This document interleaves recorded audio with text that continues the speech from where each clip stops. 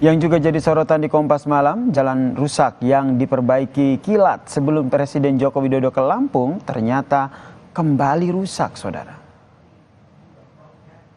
Baru diperbaiki jalan-jalan seperti Jalan Raden Saleh Tanjung Senang di daerah Bandar Lampung ini ternyata sudah mulai retak. Jalan ini menjadi satu di antara 200 ruas jalan yang mendadak diperbaiki sesaat sebelum Presiden Joko Widodo ke Lampung. Ketua DPRD Bandar Lampung yang mengecek lokasi ini akan segera memanggil Dinas Pekerjaan Umum setempat untuk menjelaskan buruknya perbaikan jalan ini.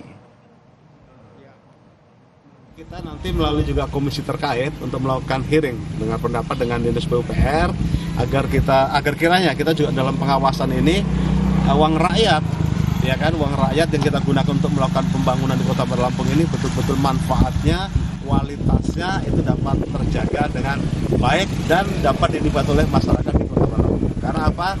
Kota Bandar Lampung ini adalah wajah Provinsi Lampung. Selain kualitas perbaikan jalan yang buruk, sebagian ruas jalan yang rusak juga ternyata belum diperbaiki. Warga mengaku sudah 5 tahun jalan yang rusak ini tak kunjung diperbaiki. Saluran air yang tidak lancar juga membuat jalan di tempat ini mudah rusak karena tergerus air saat musim hujan tiba. Nggak lancar kayaknya. Oh, drainasenya berarti ya? Dari mana-mana turunnya ke sini semua. Paling rendah sini. Sampai naik ke ruko kita ya. Pernah sekali itu. Tempat-tempat kita pernah? Nggak sampai masuk sih, cuman di halaman aja ya? Di halaman aja.